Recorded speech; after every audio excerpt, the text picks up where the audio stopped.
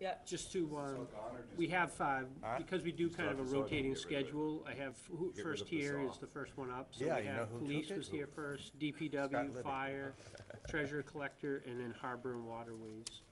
If you call your committee to order. I'd like to call the Board of Selectmen's budget meeting to order for, what is Saturday, March 2nd, 2019. I'll call the Finance Committee to order. We have a quorum. We have a lot of people present. With your permission, I'd just like to say that first of all, we thank you for being here. It's a Saturday. We know that that's, and you probably have a lot more other things to be doing. And we just appreciate you being here. I know you have to come before people who are not experts in your field and talk about the budget that you spent a long time putting together, but that's just part of how our government works. Finance Committee, 2 nights ago, Thursday night, did start voting articles. We haven't officially received a warrant from the selectmen, or we haven't officially received the budget from the selectmen, but there's reasons for that. We just started. When we got to the budget, the town's operating budget for both here and the schools, we voted not to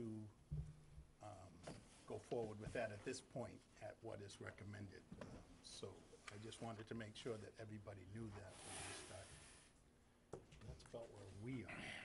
Thank you. Morning. How are you? The police budget starts on page 206. And for the deputy, you and I have done this for a long time, but this is your last one, from what I understand, and congratulations. Are we all set?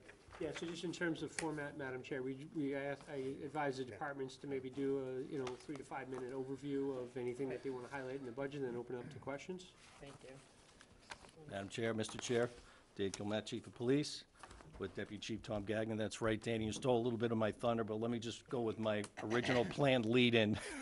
I just want to thank both, all the members of both boards. I understand this is it's a daunting task every year.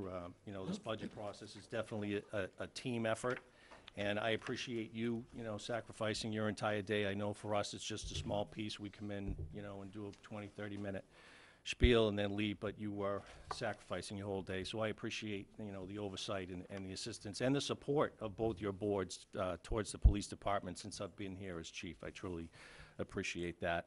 And I'd be remiss if I didn't thank Chris and Carol for their assistance with our piece of the budget. It's a team effort, obviously, in the PD side too, just our piece of it. We get the command staff together and we look at what we need, and we read the budget directions, and we take it from there. A very, very big thank you goes to Kate Varley, who put in, she's my administrative assistant over there at the PD. She does numerous hours on this budget with Tom, and her help has been invaluable.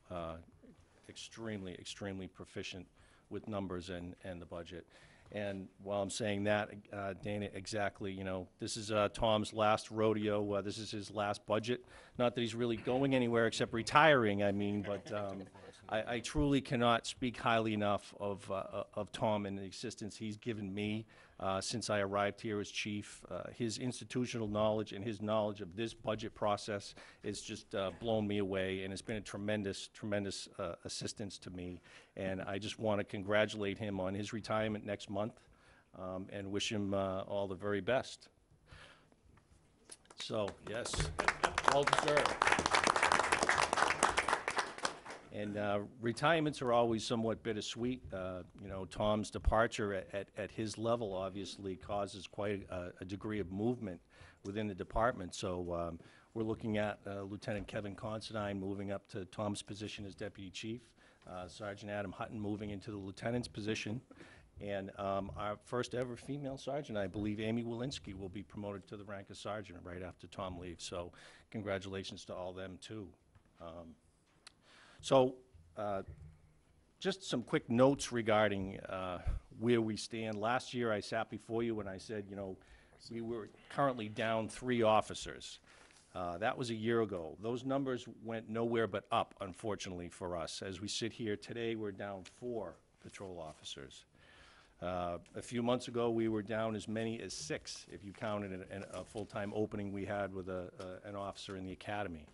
So as you might imagine, in a 35-member department, being down 6, 5, 4 line officers or sergeants, a combination of sergeants and line officers, creates a tremendous impact, especially in the overtime. And I know this group is concerned with the overtime budget. You told me last year you were concerned with the overtime budget. I'm concerned with the overtime budget. We had to take our shortages into consideration when we looked at the overtime budget this year, and we can get into that, obviously, as if you prefer to ask questions related to that. However, the overtime, we can talk about it, but it's just something that unfortunately has to exist for us. And I can highlight the areas within the budget that also show other increases. But this overall budget, our overall budget, 4.5 million, shows an increase of 2.15% at the end of the day. We tried to hold the line on the budget. We've been trying to hold the line personnel-wise, and we have taken steps to mitigate the impact of those shortages. Just so you know, ahead of time, we're basically down to bare bones now. We're trying to keep basic police services at a level that's safe and appropriate for the community. But in order to do that, we had to reassign a detective out of Detective Division to the road. We had to pull we didn't pull the task force officer. The task force officer position became vacant, and we did not fill it. And then we also do things like drop to our minimum staffing levels, off-season staffing levels, earlier than we are normally comfortable with. And those are some of the areas that we have taken to try and mitigate the impact of the shortages on the overtime. So with that being said, we're just, the goal of this budget was to keep just basic police services running, and hoping over the next few months to regain a few of those openings that we have as a result of injury and illness. It's been a very challenging year staffing-wise.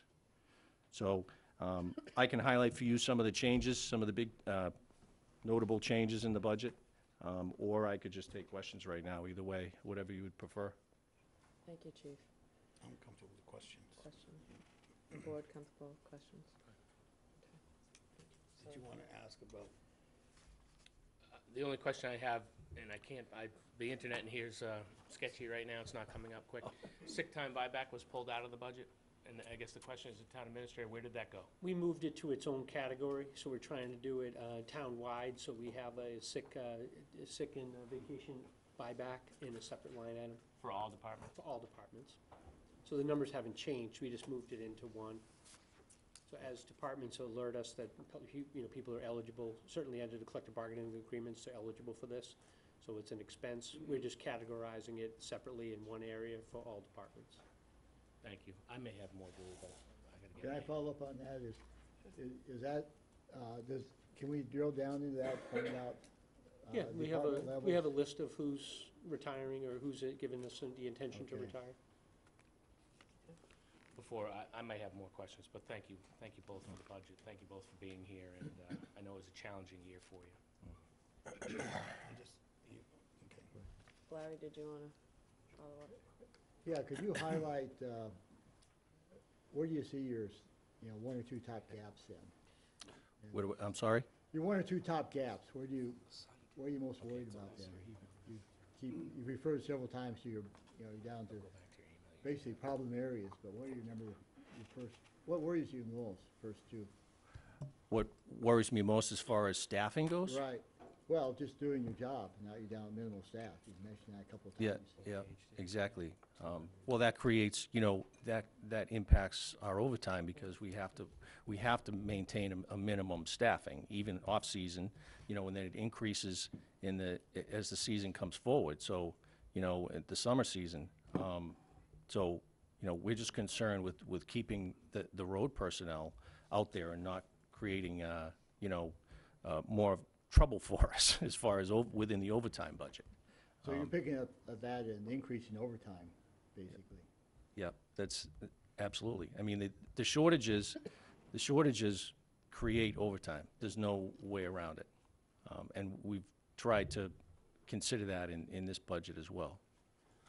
What's the difference in the season and non-season staffing levels?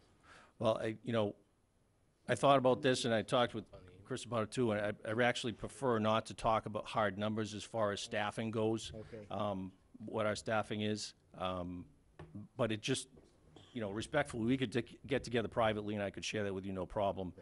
There is a plan, there are numbers that we will go down to, that we won't go below, because it's not safe, it's not, it's just not appropriate with a town this size, even in the off-season, but, yeah. Don, Ed? No? Yeah. Mark? Questions? No. John does. John always has questions. No. Not so much with the police, but just to follow up on that sick back buy time. Is that just for union members, or is that available town-wide to all town employees, non-union, union? Well, most of the town workforce is unionized, and I believe all union contracts have that in there, and the non-union bylaw has that in there as well. So as people go into retirement, they're eligible to have some of their sick time bought back, and then any vacation time by state law, it's not even contractual, it's by state law, that if you have earned vacation time, you're due that time. So when someone retires, we owe them those two obligations, vacation and sick time buyback. And this is a simple question, and I'm going to ask all department heads the same exact question. In your capital request this year, you've requested capital. The capital you requested last year, have you spent that capital that you requested last year, or whatever those articles may be? Yeah, I'll let Tom handle that. And you're talking about for the police cars? Yeah, whatever you cars. request for capital. Under the capital expenditure in our budget, it's police cars every year. And last year, we asked for $126,000. We actually had to come before you because of an incident and requested another $5,000. So yes, that money is gone. Next year, we've asked for $120,000 because what we are doing for this coming year is replacing 2 road cars, and every car we replace has an absolute minimum of $100,000. Normally, they're above 110, 120, and I'll give kudos to Kyle's group. They do a phenomenal job keeping our cars running. So we can get a few more miles out of them, but there comes a time when you have to look at, we may have 100,000 miles on a car, but in reality, because of the idle time at accidents, emergency scenes, you could have what would be equal to 200,000 or 300,000 miles on that. So this year, we've asked for 120,000 because one of the cars will be in, I won't say public what kind of car it is, but it's an unmarked car. It'll be a little different than what we normally get, and we transfer equipment from car to save money. So that's what it is this year. And just your normal guns and bullets and stuff, that's all in the expense line items. Correct. That's correct, and we pretty much level fund that. We do have a couple new items this year to assist us with, in what Lieutenant Sullivan, Lieutenant, soon-to-be Deputy Considine do, is the extensive school training for school active shooter and like that, to use more simunitions. And we asked for a couple new items to help to save some money instead of buying all brand-new guns, convert a couple of older ones. Thank you for your presentation, and all the best in retirement. Just one follow-up on Anything? Well, he just answered my question, because I was gonna ask about training, how we're staying current with what goes on. And so he kinda answered that for me, so thank you. I have nothing. The expense account is basically down almost Correct, yep. $1,000. Yep.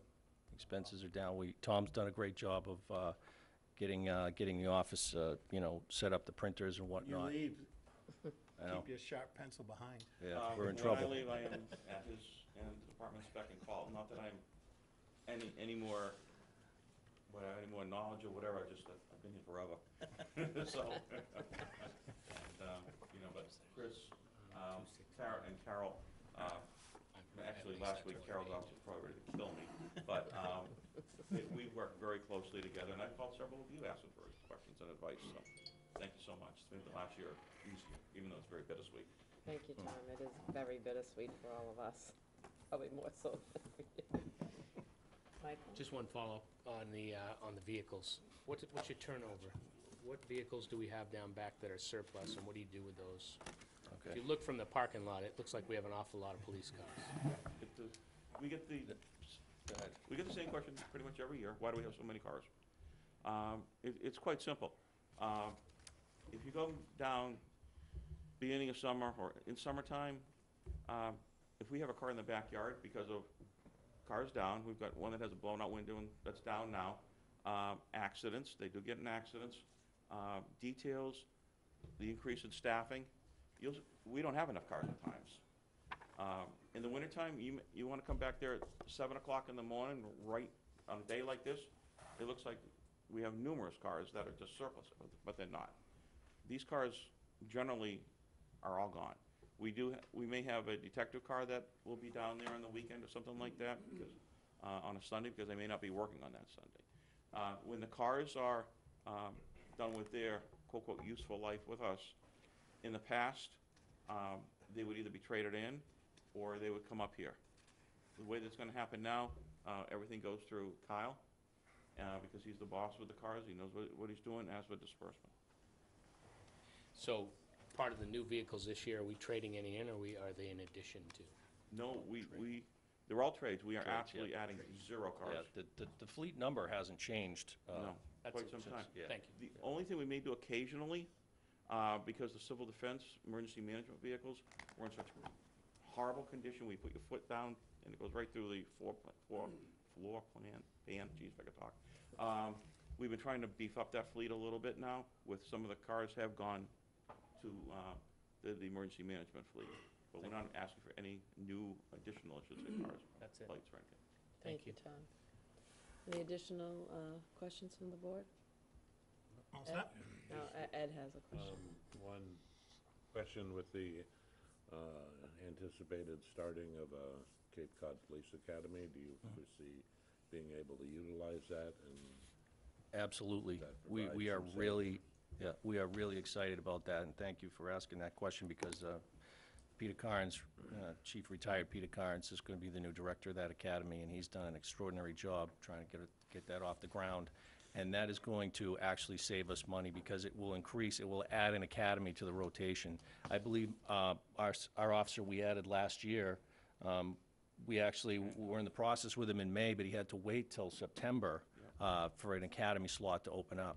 So the more academies that are available, it will save us money, because we can fill those openings quicker, get them trained and get them on the road. And it takes a full year once from hire to when an officer is actually on the road impacting our shifts. 1 full year. And do you know, is the plan for this academy have the ability for individuals to do a self-pay attendance? Yes, that will be available. It's actually, it's kind of a hybrid academy. It's not like Plymouth. It'll be considered somewhat of a private academy that's run under the guidelines of the MPTC. So all the training is appropriate, but it's more of a private nature, and the numbers can be, worked that way to allow for self-sponsors. So you could conceivably have an opening and hire somebody who is self-sponsored, and they start the next day, as opposed to having to wait till they... Exactly, yep. Those people are worth their weight in gold if they pass the screening. Okay. Thank you, Chief. Thank Do you have any other questions? We're good. Okay, Thank you. Thank you very much. thank you. Thank you very much. DPW? You're gonna show up, Tom, just to attend these, right, in the future, in public? Oh, absolutely. Page of DPW starts at 256.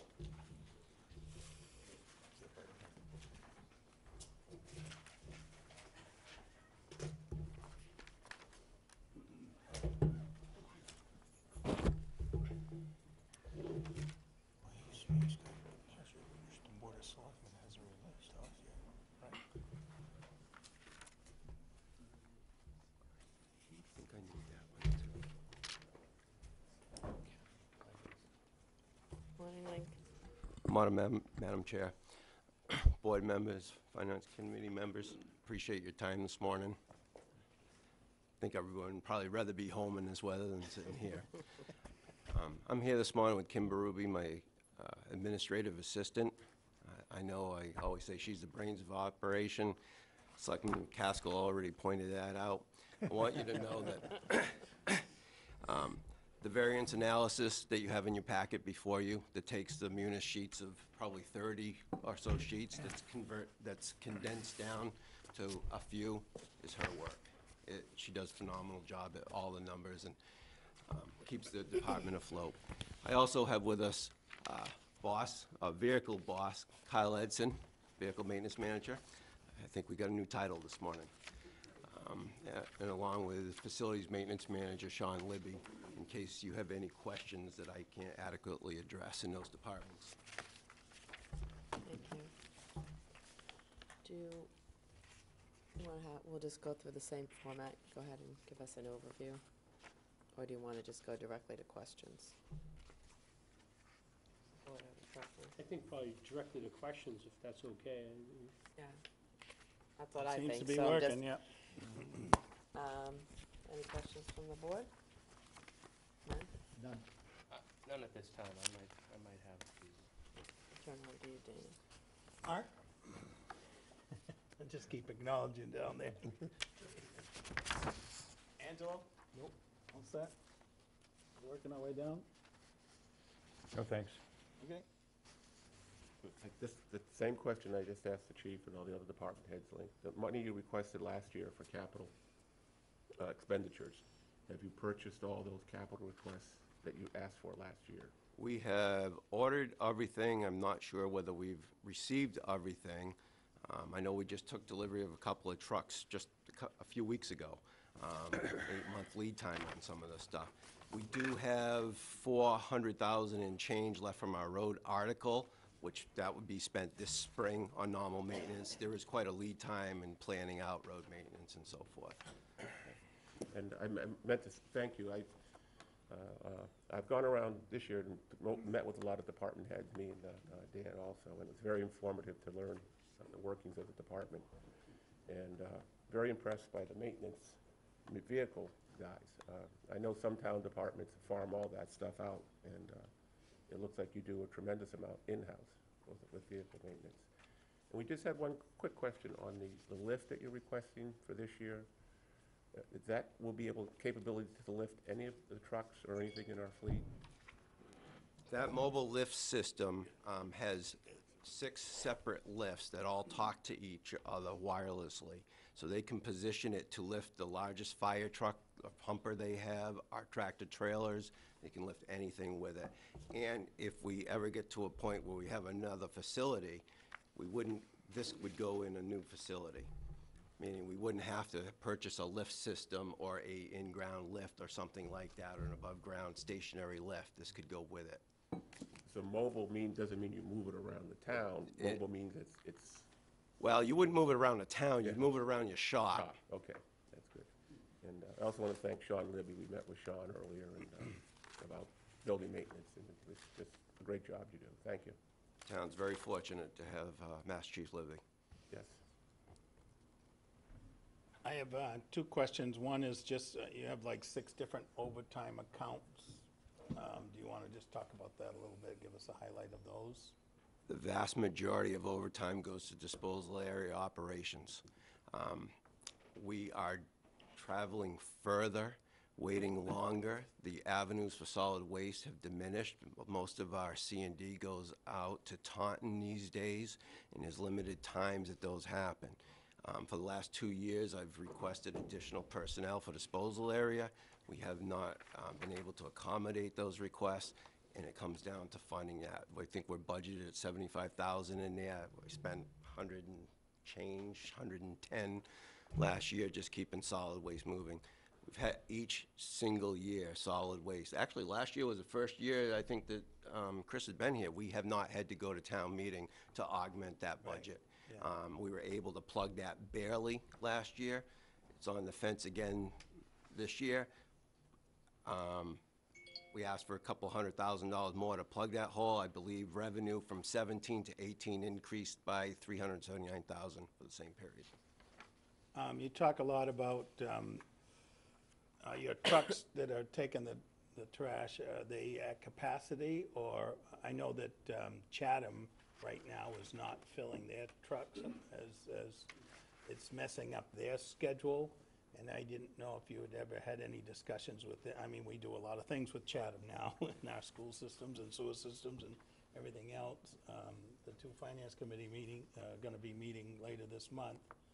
But one of the topics they're probably gonna bring up at some point is just capacity within their trucks. There's room. And I was just wondering if you've ever talked to that side of the house to see if there was anything that could augment both budgets. I'm not aware, I have not had any discussions. I have never met the DPW director over there. He doesn't come to our Public Works Association meetings or some other stuff. I think I have had a couple of phone calls with them. We try to find out what each other is doing in case of storms and so forth. If you're asking about capacity, we have an excellent system, which I inherited in 1991, that our MSW goes out right at, 95, 100,000 pounds, completely maximizing the efficiency of pulling that. Chatham was top loading. I think are entertaining rehabbing their transfer station to going to a system more similar to ours. Some other towns have chased the commercial aspect of their MSW handling out and then gone to like 40-yard compactors and hauling to the same places we are, which I view as much less efficient. Okay. And my other question is for Sean. We just got the report back on the Brooks Academy. There's a lot of fix-ups and things that have to be done there. And one of the things I see about always using CPC funds is we get the year-to-year repairs on these buildings, the orphans, as I call them, but we don't get the long range, what does every building need? And my fear is that the Brooks Academy is just one of all of them that need these kinds of things done to them. And I think the total on that was over $1 million when everything's all said and done. And I'm just wondering how many more situations like that we have. Is there a plan to address all of these buildings that way? There's a plan for all of them, it's just these. You probably want to come up and use the mic. Yeah, we'll share the mic with you. Yeah, we want to share the information with the There's a public. plan for all of them, and I look at mostly the internal workings of it. The older buildings, the historical buildings are the ones that you're gonna find those costs. That's why we had an architect come in and do this assessment. And even with, if you got the report, with his assessment, there's questions within there. I had questions about the structural integrity of the basement for them, what they wanted to do. There's also, just like we had over at the library, it's an older building. The exterior paint is lead, it is peeling, it is popping. So we have to come to a conclusion, are we going to do the cheap way of encapsulating it, or are we gonna do it the right way in removing it? Lead abatement's very expensive. That portion at the library alone was over $200,000. That would be a little bit more, I think, over at Brooks Academy. So the other building that's in that same situation would be right across the street where the junior theater's at. It has had the foundation supported, so the concern of the foundation and the exterior clapboards, not so much. There's still snakes coming up in the toilet there? That's before my time, I never heard that. Okay. That goes back a ways, yes. Madam Chair, just on that topic, I think it's probably a fair point at some point to have the Brooks Academy people come in and do.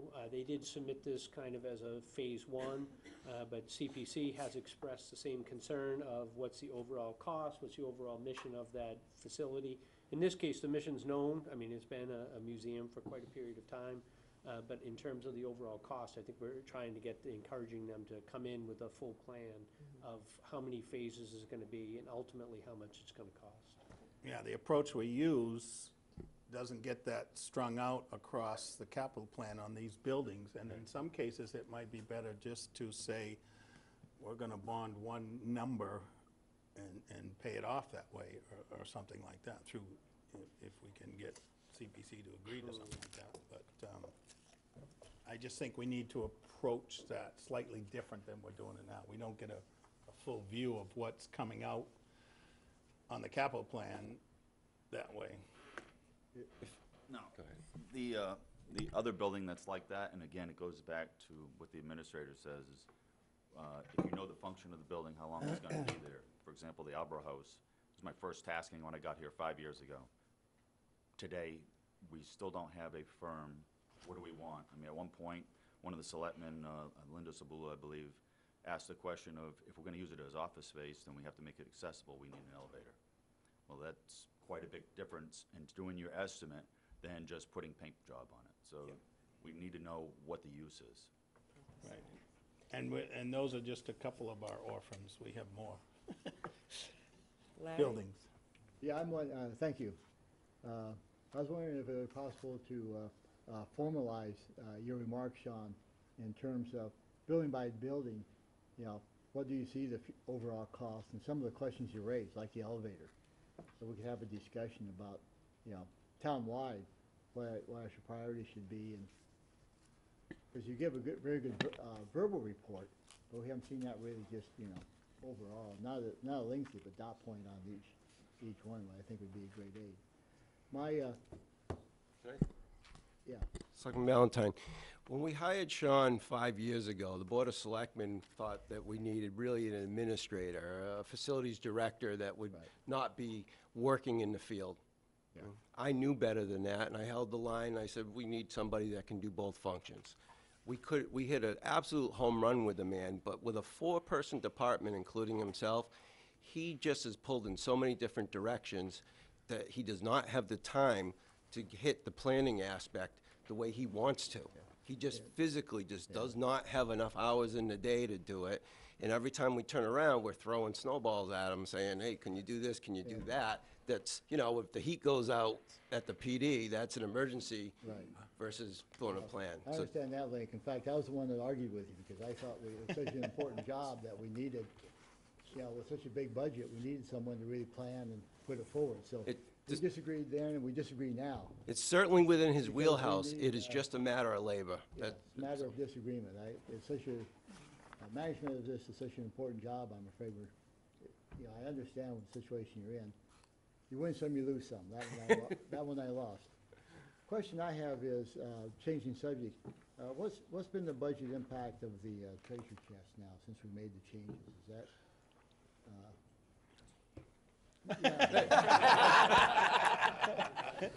Wisdom beyond his years. That was the biggest statement of the day, so.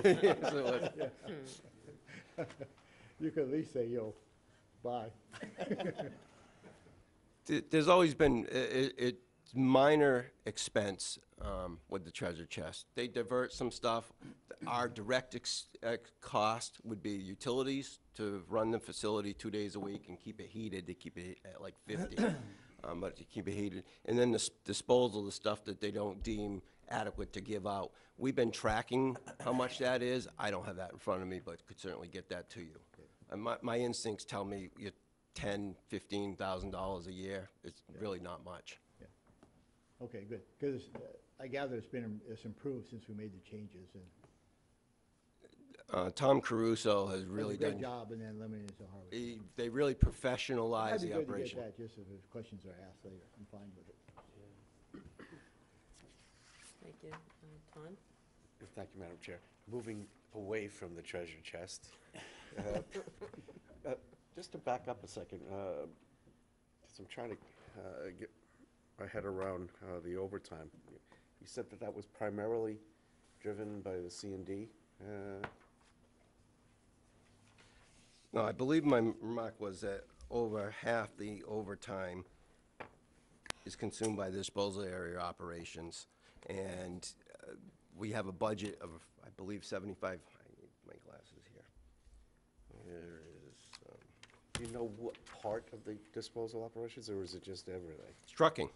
It's all trucking. Okay. It's 100% trucking, and much like the police department, when we have injuries or people are out, vacation, whatever, they need to backfill because the loads come in. Whatever comes into the facility goes out, and we haul it all out. And they do a fantastic job. There just isn't enough. There isn't enough staff, and there isn't enough trucks. That's what I'm driving at. Going on the revenue side, over the last 4, 5, 6 years, we've raised fees for especially C&D.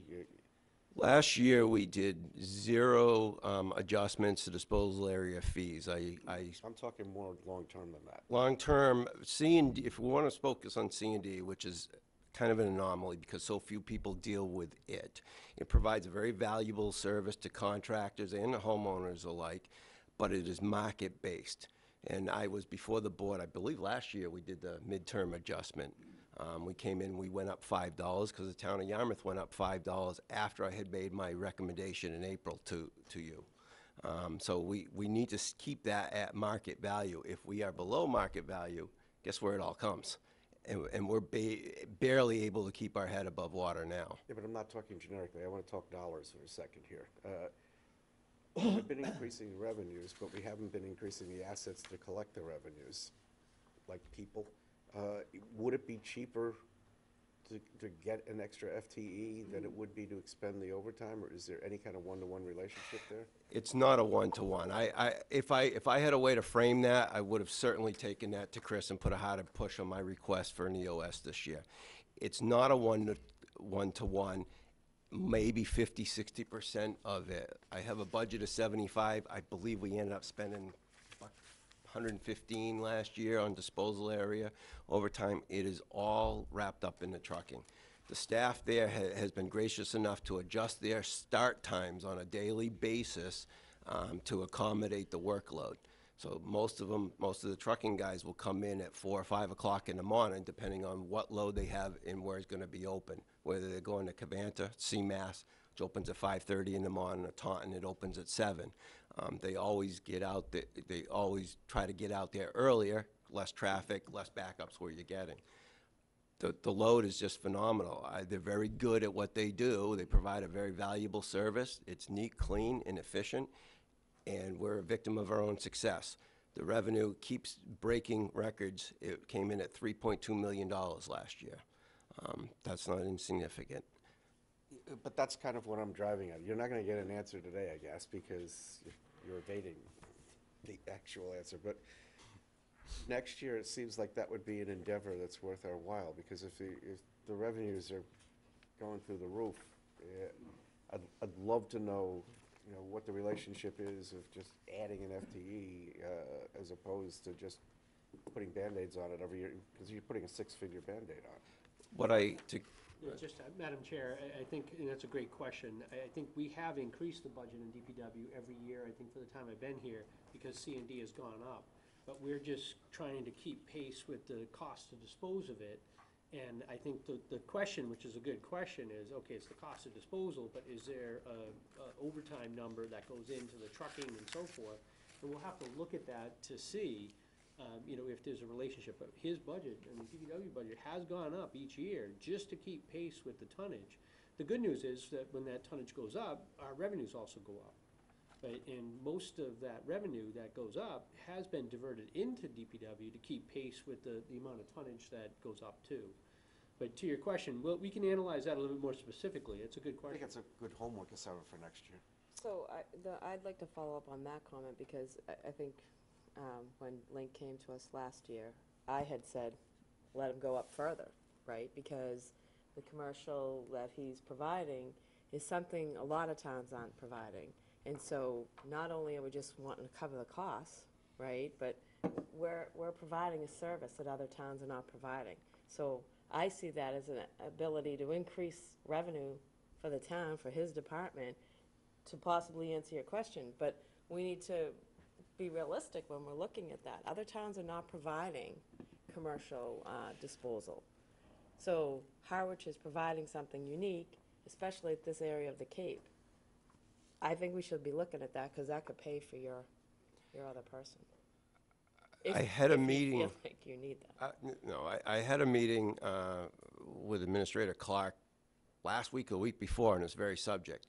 We fill the holes by transferring labor from other departments. Like, I have probably 3 or 4 gentlemen that have Class A CDLs that we will move to the disposal area to augment them. Right now, I've got a guy out for probably 6 weeks, just had a surgery. This type of year, I can do that by moving a body over there, here or there. Once we get into April and May, it becomes, I've had to assign staff over there to keep our head above. It's not a one-to-one because it's handled as a just-in-time type of inventory. What comes in, it's got to go out. We have a limited number of trailers to store things in. So it really is, when it comes in, you fly. And there's no rhyme or reason when. A tear down comes in, you know, we've got 4 or 5 trailers that got to go out in a day or two. If it doesn't in the middle of winter, you know, you might have 1 or 2. We're generally doing between 2 and 3 C&D trailers a day, 1 MSW a day, 2 in the summer. So you get a summer day, and we are consistently shipping, you know, 5, 6 trailers plus recycling, 5 or 6 a day, sometimes plus a recycling load, which we haul double containers at. And how is, so the recycling issue is becoming a big issue? Oh, I should tap on. Yeah, you should. Thank you for bringing that up. You've all read China stopped taking stuff a year ago. Recycling market's another chaos. It is. Our revenue on that is down. We have very little exposure, and some of you have asked me privately about this. We have very little exposure for 2 reasons. One, we've always saw separated. The public separates it. The staff is in between us and what we ship to monitor it. We have a high-quality product. We get more revenue for it. When the market went through the floor, the towns that were doing single stream and dual stream were in trouble because what they used to get rid of for 0, now they're paying significant dollars for. We weren't in that. So we still make money on some things, not a lot. We're paying for plastic, we're paying for glass, we make money on scrap iron, light iron, we make some money on news and OCC. And we pay for a lot of things that I'm bringing. Why it has no impact, or I haven't brought it to you, is because we're talking about maybe a swing of $100,000 on a $3.2 million operation. So it's just a few percent that it matters is what the swing is. It's, I don't mean to be that it's insignificant, but it's not enough that I came to the board and said, we have a hole, we need to address it. Revenue's down. I think in here somewhere we said revenue was I think recycling revenue turned into like $100,000. I think the year before was like $150,000. So it's not that significant. Our exposure as a whole operation is very low. What is the industry on average though looking at to remedy that? I mean, what are the approaches? Do you have any idea? The state has all kinds of grant money to try to get some private contractors to doing some different innovative things. However, we've seen very few step up. We have, it would be cheaper from a financial standpoint to take just about all of our recycling and throw it in the trash. Yeah. I hate to say that, but it would be. Right. We have DEP that has waistband items that prohibit us from doing that. We're mandated to recycle these things. I mean, paying $200 a ton to recycle plastic is absurd, but that is where we are at in this case. And the state, unfortunately, has not offered any relief. Okay, thank you, Lee. Ed? Yeah, one of the things they're working on is developing a facility to reprocess glass to mix it in with road asphalt. Whether that comes to fruition or not? I actually tried to encourage the Robert B. Auer Company to do that. The DEP has a $400,000 grant available to private entities that want to get into that industry. There's ways to utilize the glass back. You can use the glass as drainage. As well. So when we do, a couple $100,000 of drainage a year, if we had someplace local that did that and crushed it down, we could probably put it back down in the ground and really cut the cost. We're paying $80 a ton for glass these days, where we used to get paid $5, I think, for clear, and we've been paying $25 a ton for a long time on the colored. Larry? This, I'm sure, will end our discussion, but because it's Good job. kind of nonsense, but I was reading an article from the chemical side that we recycle in the U.S. about 26% of our glass. In Europe, they recycle maybe 76% of the glass. And it starts from the top down. glass is one of the things we recycle that can actually be reprocessed into new glass. Not asphalt stuff, but, back into glass. And so they've built the plants to do that and drive some, you have to have a place to put it, right, what to do with it. But they're much more efficient of putting that forward. Hopefully we'll figure it out here. The problem with glass in the state was a Budweiser facility stopped purchasing glass from a plant in Franklin. So as long as I can remember, 1991, we were always bringing the glass to Franklin. The whole state was going to this one plant. And now where they were selling it, the bottler closed. They didn't have an outlet, and they closed their doors. The past, With a week's notice? yeah, a little over a year ago, with a week's notice. Wow. Any other questions from the Link, board? have you ever done a study looking at our vehicle fleet and our replacement schedule versus other towns? Not versus other towns. We have town-wise 160 vehicles or so. Every August, I get together with Boss Kyle, and we sit down and we look at what we had on the schedule last year for our own stuff and for police, fire, and everybody else. What vehicles may be coming that we could utilize as hand-me-downs, although our hands are tied now a little bit with the adoption of the green communities, and rearrange things. So whatever you have in the vehicle schedule sometimes changes because vehicles age at different rates, take a different tone, your priorities may change, so forth. But we go through that before we submit anything to the capital committee, which I believe is usually done in August.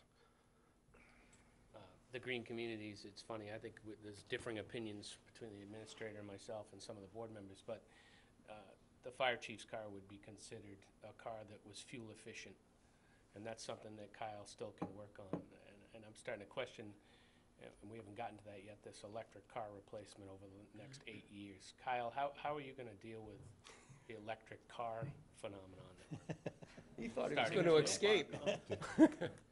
Next. There you go. Well, I'm not sure what direction we're going with the electric cars, so at this point, just moving forward like I normally would with the hand-me-downs. If obviously some of the trucks that we can't hand down, we're gonna have to probably just use them for the rest of their useful life and get rid of them there. But as far as going forward with the green communities, I don't know really where we're at this point until, I don't know how many vehicles we're getting. Yeah, we've delayed that. We put it on a kind of hiatus. I'd like to make a better study and see where we are. And there are two things to comply with the green community. One is to get a more efficient miles per gallon vehicles. And then obviously the second is to do electric or these hybrid vehicles. I'd like to get a little better understanding. So we have not put anything in for the 20 budget for replacement. So we can do that additional due diligence. Well, I hope as we do that due diligence, we talk to Kyle, who's the guy that's working on these, and we really explore vehicles like the fire chief's driving and one that's at the harbor master's office and continuing to move those down. Yes. We heard in the original purchase of the thing that electric vehicle that the cars out back were being towed in and worked on and couldn't drive because they're being stuck. And I would argue that in a winter like this, they're not getting stuck anyway. Notwithstanding today. And, I know Sean's got some very old vehicles in his fleet, one that just took over 200,000 miles. But I think that I would like to see at least some sort of study. Every time a raise comes before us, there's a comprehensive study of what every other town is making and a study that shows the vehicle fleet and what we're using and what we need versus our miles versus their miles of roadway. I would love to see that study. The last question is on the mobile lift. What are we doing now? What are we doing now as far as lifts? Yeah. Right now, Well, for those vehicles, for the fire trucks and the heavy vehicles, what do you do now to work on those? right now, we do the best we can on the floor, basically, using jacks, heavy-duty jacks, jack stands. It's not optimal. It's, not the safest way to work. Doesn't sound safe at all. Right, and it, as far as for the guys working on them, it's, could have injuries working in that. What do other towns do that don't have a Kyle? Other towns don't have a Kyle. We spent several years recruiting him. I have to say, Charlie Truck, Charlie Truman did an awesome job, his predecessor. When Charlie couldn't figure something out, he went to Kyle. I mean, just on the computers and electronics, everything else Charlie had down pat. So we basically got what I consider the best available. It took some working on to convince him to come on over. But the man can fix anything. If him and his staff can't fix it, it can't be fixed. And other communities outsource a great deal of that. And in fact, I'm not really sure of anyone to take care of all the town's fleets. They usually model like prior to when we centralized vehicle maintenance, like you might have your DPW and harbor or something, and fire and police were left to their own devices and outsourced most of it. That's it. Thank you, Link. Thank you, Kyle, Sean, Kim, and the whole team. You always seem to find time to do our extra projects too, Hawks Nest Road, the harbor, but you're usually the first to step up to just do these extra projects inside of your budget, so thank you. Thank you for your continued support. Thank you, Link, thank you. You didn't have to say anything. We said she was the brains of the outfit. Absolutely. Leave while it's safe. Thank you. But you had to sit next to you. You too. It's 2:30.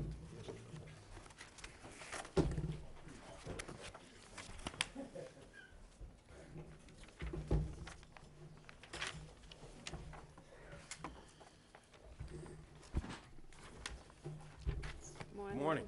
How are Fire you? starts on page 230. A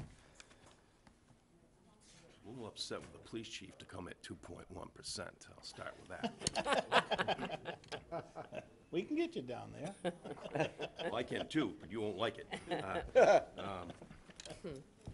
I just want to give you an overview, and when it comes to some of the more specific monetary questions, to my right is a very smart and dedicated man that will be able to do that for you.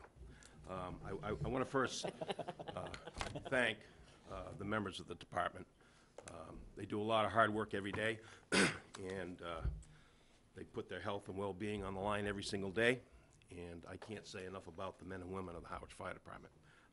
I truly am honored to work with such a professional staff.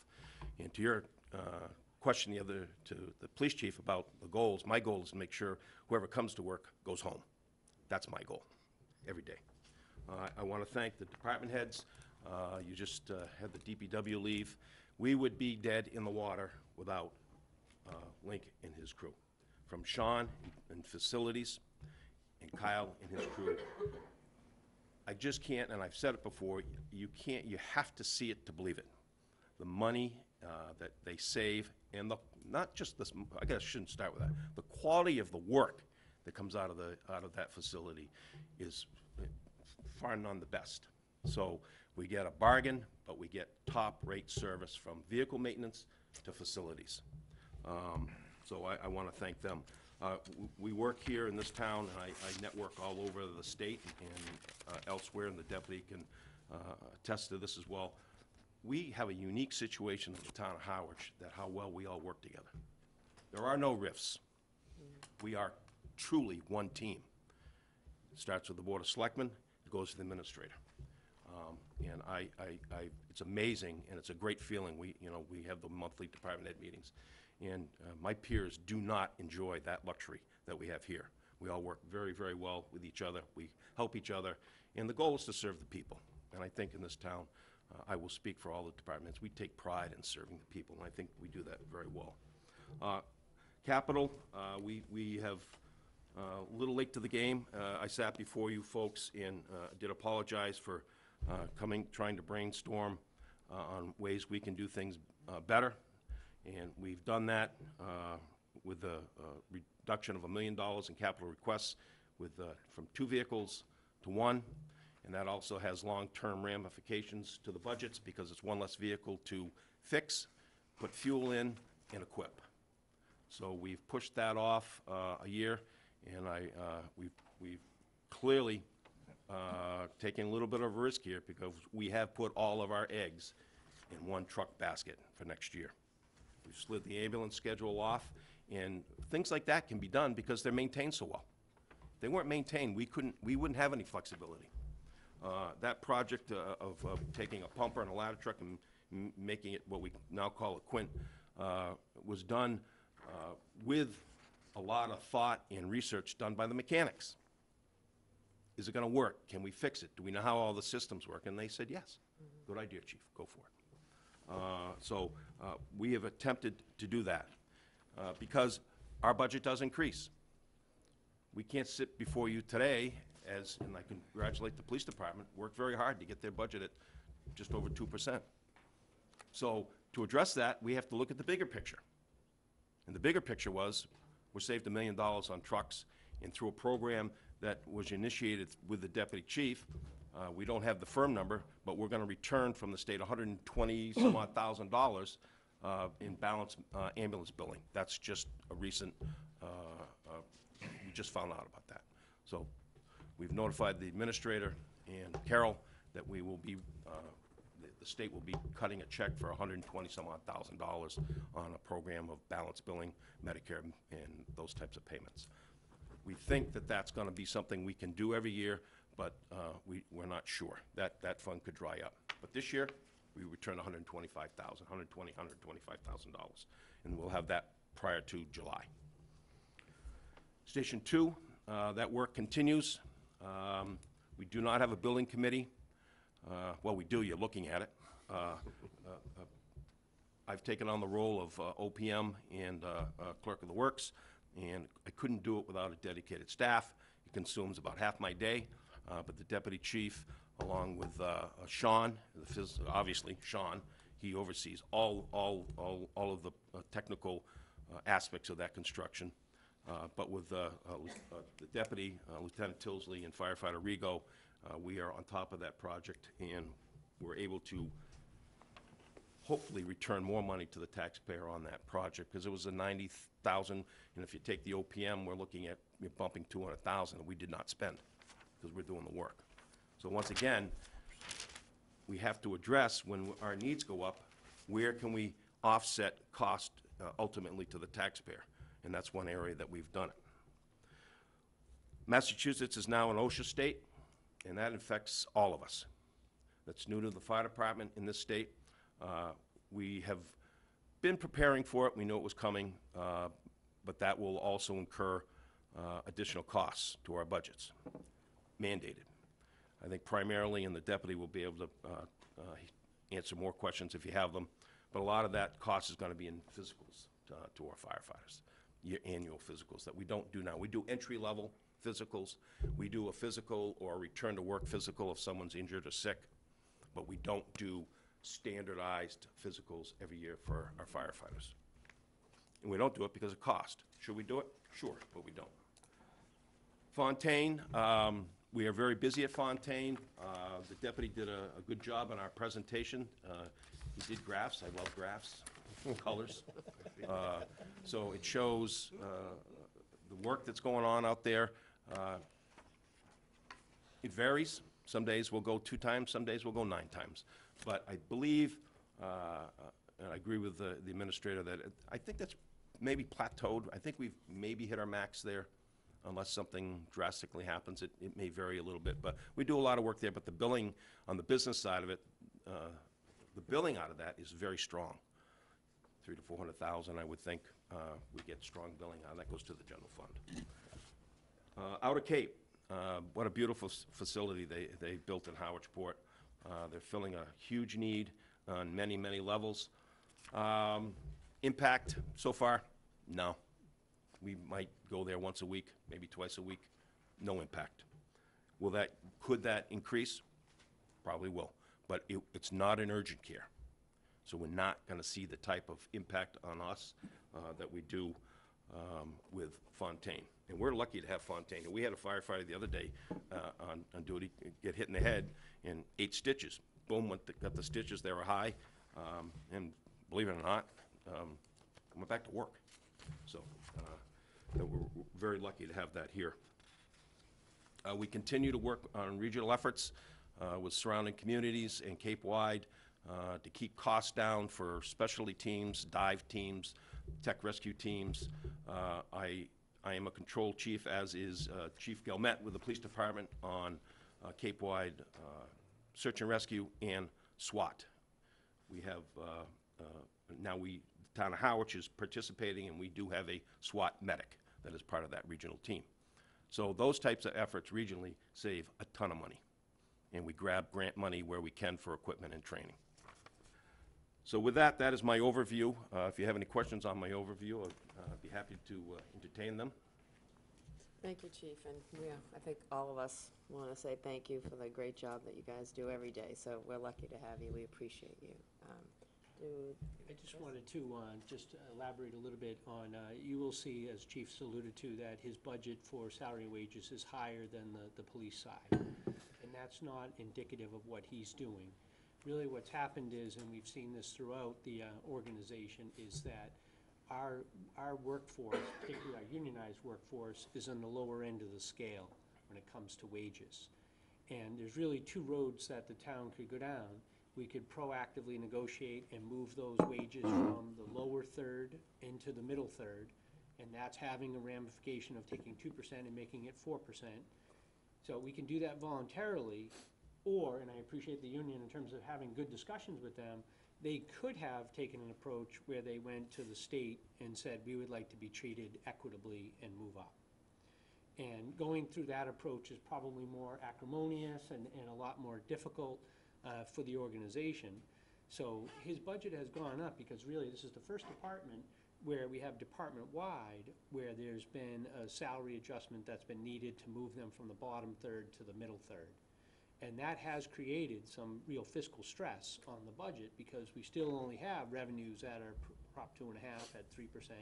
And when you see a 4% come in, so I know, there's been some talk about, well, why did you recommend the 4% to 6% on the additional for the short-term rentals?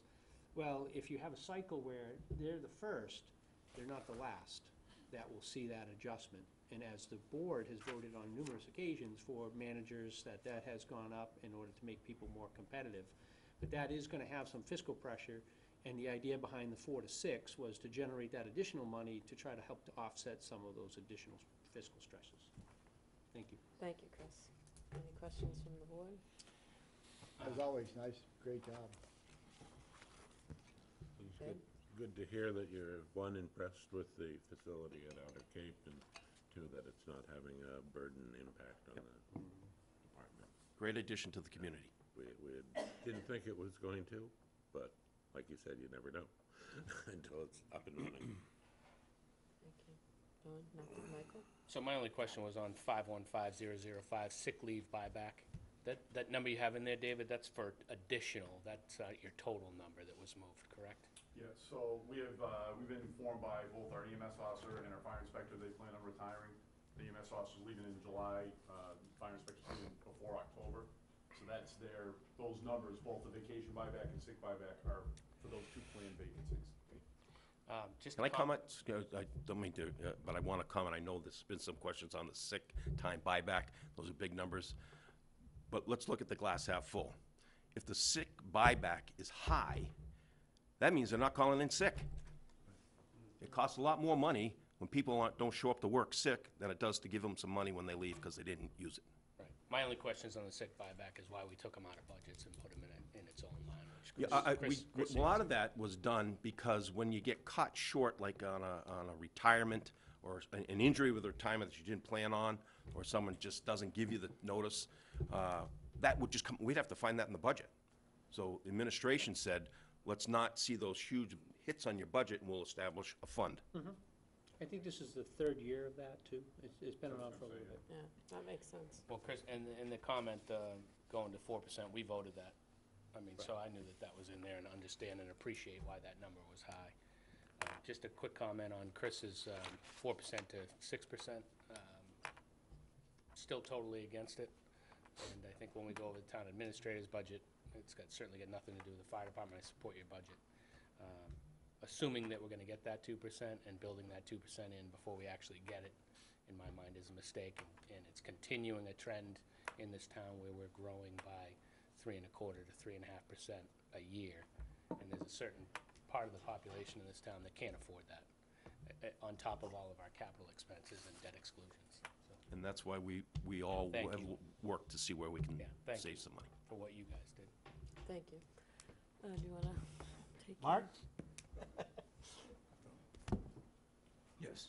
Okay. I'm looking at your leave chart here. Yep. Could you define line of duty hours? So, we currently, this year, we have 2 people out, line of duty. Last year, we had upwards of 7. So line of duty leave hours are line of duty injury leave, when that's actually hours somebody's out injured. So last year, we were up to 7 people out. But what, the term line of duty, Just to maybe clarify, most people understand workers' compensation. Workers' compensation, when people get injured, they're out on workers' compensation. In Massachusetts, we do things a little bit differently.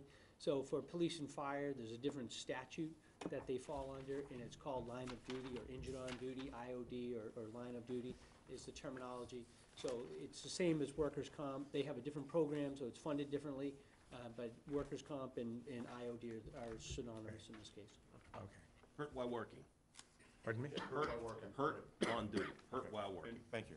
And just something to touch on that with this, if you're not aware, obviously, if you watch the news, you see the cancer thing, the cancer threat has become a big deal. They changed, last year, the legislation. If someone is diagnosed with cancer now, it's considered a line of duty injury, and they will be out on line of duty injured leave. The expense piece is still covered by their own insurance, which is different than how the rest of line of duty is treated. But that is a change that happened this year, so there's something that we can anticipate seeing more of. We dealt with Bobby Johnson, obviously, that was tragic. We've had a lot of members that have developed cancer in retirement, but town of Dennis has a person out right now, line of duty, town of Yarmouth, line of duty with Mashpee. cancer. Mashpee, so it's becoming way more prevalent. Just on that chart that you're looking at, we've had some expenses hiring new people. It costs some money to bring on new people, but on their vacation, so the plus side of that is that they have much less vacation than a lot of the senior people. Yeah. So that's a spike with a new person, then it will come down a little bit till they have Thank you, longevity. that helps a lot. No further questions? Just a couple, Chief. Thank you, for all you do for the town and stuff. And on a quick note on that, how much percentage-wise would you say we're a medical response department versus a fire department? That changes every year, it fluctuates, 60/40, 70/30, right around in that range. Clearly, majority of our work is EMS. Ed, we all know we're an aging town, too, so I'm sure it's We know. appreciated by folks. The same question on your capital requests last year. Have you fulfilled all those? Bought an ambulance, it's on the road. We got a construction project in East Harwich, we're spending the money. Okay. And the fire station is pretty much on time, on budget? I would say yes. Yes. And it's just for a clarification, in your budget for me, this is my own information, you've got a separate line item of salary and wages and expenses for, it's labeled ambulance, salary and wages, and EMS expenses. EMS expenses, I imagine, is supplying ambulances with medical supplies. What is the ambulance, and wages versus your normal line item up, too? That is a 100% an overtime account, and it's where all of our training comes from. So I don't know the history of it, and we talked this year about possibly putting both budgets together. But I believe what happened was because the fire department existed first, and then in the 50s, we added the ambulance squad, that they developed a separate budget for it. All of our mandatory EMS training goes in there. And I was gonna touch on one of the things with training. Unlike the police have required training they have to do every year. I believe it's like 60 hours of a in-service academy. On the fire side, there's no mandatory training. There's only really best practice. So but all that training money that we do, we send people to training. Everybody's budgeted 18 hours a year to go to the Mass Fire Academy for classes to get certified as Fire Officer 1, Fire Instructor 1. We had one of our captains was certified in a Chief Officer program this year.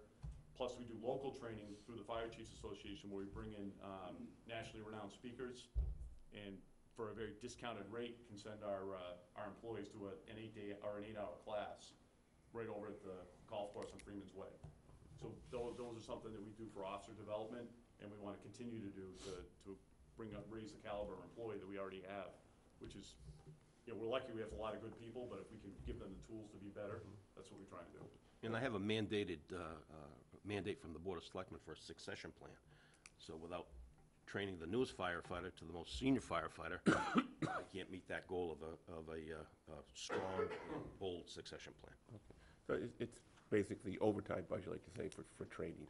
And I'm sure your paramedics and EMT have to do training too, of mandated every year. Yeah, those are mandated. That's required. We split the department, so we do about half of our paramedics a year. They have to do a mandatory 2-week refresher. Yeah. Same with our EMTs, it's a 1-week refresher.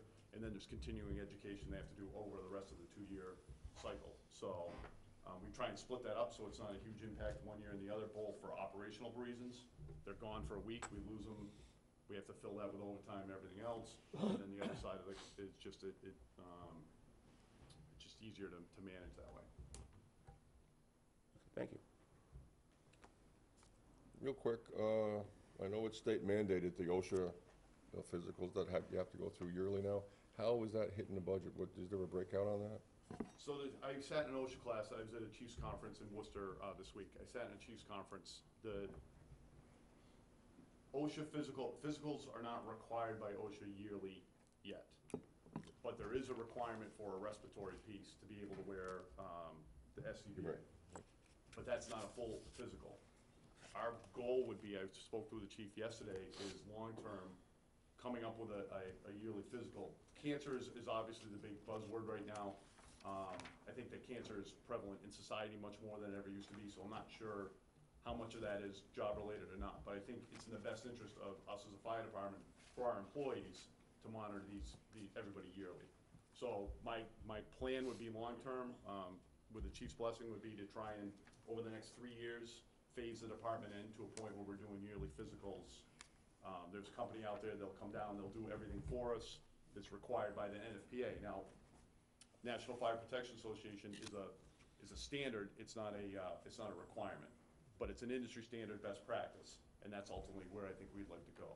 Make sure yearly we're checking everybody, make sure their health is good, hopefully reduce some of the line of duty injuries, and keep our people in the best health while maintaining the fiscal interest of the town as well. Thank you. What's that? Couple of questions on the, again, I applaud you for the change in the truck and going for the Quint. Does that, you talked about coordinating with other towns, in terms of needing a big ladder, we're gonna need to use another town. But if everybody goes to, if this turns out to be successful and everybody starts switching out their ladder trucks, does that impact the Cape as a whole? We have a robust automatic response here, especially in this part of the Cape. If we have a structure fire in Harwich, we have 2 other towns, depending on where it is, assist us in the same thing. Chatham, we go to every structure fire in Chatham. We go to parts of Dennis, every structure in parts of Dennis. We go to every parts of Brewster. We're surrounded right now by Chatham, Dennis, and Brewster with over 100-foot aerial or tower-type apparatus. Ideally, we would have gone for a 100-foot plus Quint, but that adds a lot of money. So part of this plan was I discussed this with all of our surrounding chiefs, and we all agreed that Harwich going from 110 feet to 70, 75 feet would not impede us. We're, again, glass half full. It might give us some opportunities in tight areas to put that truck where we can't put the 100-foot aerial. So I have consulted with the surrounding chiefs, and they're on board. And the only other comment that you made early, which I also agree with, is that we do have a lot of other departments that support different departments, and yet on the revenue side, we're going to talk about revolving funds and how those impact this. We're segmenting money based on departments, but we're doing work from interdepartmental relationships. I think we're going to look at that whole program as a whole, I know, at some point. And I think My that- worry on part of that is, and I know it's, and clearly my brain isn't the black and white numbers, one, you know, adding 1 and 1 and coming up, or hopefully 2. My brain works more globally. That's why I have smart people that are very good at some of the very technical things. But I don't want to see a really great working relationship between departments get bogged down, that if I need, you know, Sean to come and run down and, you know, fix something that broke a window or a leaky pipe, to get bogged down in work orders and how many hours, and or if they need a quick, you know, that we can bog ourselves down where we're going to take a real efficient system and make it not efficient. No, we just want to make sure the money's going into the right pots. And right now, your ambulance fund, for example, goes into the general fund, so that gives us a lot more flexibility than it doesn't. It's when a fund goes to a revolving fund and gets used up by that department, it doesn't hit the general fund. Well, we don't have a real, I don't really understand how I'm that talking works. about We it in don't have other one. departments, but there's so much interdepartmental work that goes on that Clearly. supports other departments that we want to look at the revenue side, and that will be coming.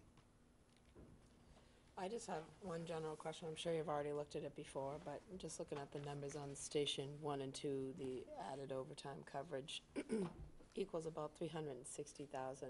Is there any possibility that in hiring, and again, I understand, you guys understand your shift and how all of that impacts better than I do, but is there any way in looking at those numbers to see if maybe another person added, and I understand you have people out too, so maybe this just can't even really When be we're at addressed. full strength, we've looked at this long and hard. Where's the tipping point from a new employee to spending overtime? Employees, if you look at the, you know, their salary, I mean, that sometimes might even be 40%. I mean, they're expensive. Employees are expensive. So one might say, well, the overtime is outrageous, but it still is cheaper to use the overtime than to add full-time employees. We've done very well. The board, finance committee has been very supportive over the years, and we've plateaued as far as asking. For me, I'm not going to ask for any more employees. And I think the overtime is going to maintain a level of stability. The only thing that could change that is level of service. If we get more people, you know, setting their houses on fire and running into trees, it's going to cost us more money. We can't dictate that. No, But I appreciate that. we think we've hit a reasonable plateau of full-time employees versus overtime. We only use the overtime when we need it. To that point, though, one of the things I plan on looking at going forward is trying to figure out where that break point is. Yarmouth did this a while ago and came up, because as we go forward, we need to have a staffing plan, so that we're not all of a sudden sitting here saying, geez, we did 5,000 more runs and we need 12 people. I think it's prudent to have that plan and start at the first part of that for us is going to be trying to figure out what that break point is, where we can hire more people and reduce the response. No, and I appreciate that. I think that's great if you're going to look at that further. Dana? Just follow up on that. I know the Regional Transit Authority is a government agency, and it's a union shop, and they have 3 slots that they hire as what's called vacation spares, full-time employees that just take up the vacation time, so you're paying it at a straight time instead of time and a half. And I don't know if this... We do that with our line of duty injury time. That's the one place in the contract, actually leave of absence, the line of duty injury, where we can hire what we call provisionals. And they come in, most of our provisionals get hired full-time. We got a bottleneck this year. We started the summer with 2 provisionals, and one of our full-time employees left, which is the first time in my career somebody's left our department to go to another department. He grew up in Barnstable and wanted to work in Hyannis his whole life, and the opportunity came, and we wished him well. But it took a provisional that we had covering a line of duty vacancy and put it into a full-time slot. So we kind of were behind the 8 ball a little bit for the year, so this year we're trying to recover from that. We looked at it just the other day. We're actually doing really well with overtime this year compared to where we were last year, in spite of having all the vacancies. The provisionals come in at the lowest hiring rate, and they stay there. Yeah. So that's how we address that, the vacancies, long-term. Thank you. Any other questions from the board? So I just wanted to thank you for all your hard work as usual, and I certainly appreciate your comments about collaboration and having a great relationship interdepartmentally. I think that's really great that you acknowledge that, and that we have that in the town, so I appreciate you saying that. Ed? Just on the construction project at Station 2, I know we had an issue with the, how we were handling the venting. Has that panned out to be the cost savings we hoped it would be? Oh, the Plimo vent. Yeah, We're gonna stay within, as of this week, the line item that we have for Plimo vent will stay on track. We are going to put that out to bid, but there are only 2 vendors that we know of that even make the thing, so we are within budget on Plimo vent. Great, thank you, guys. We have a treasurer collector next, and that starts on page 155.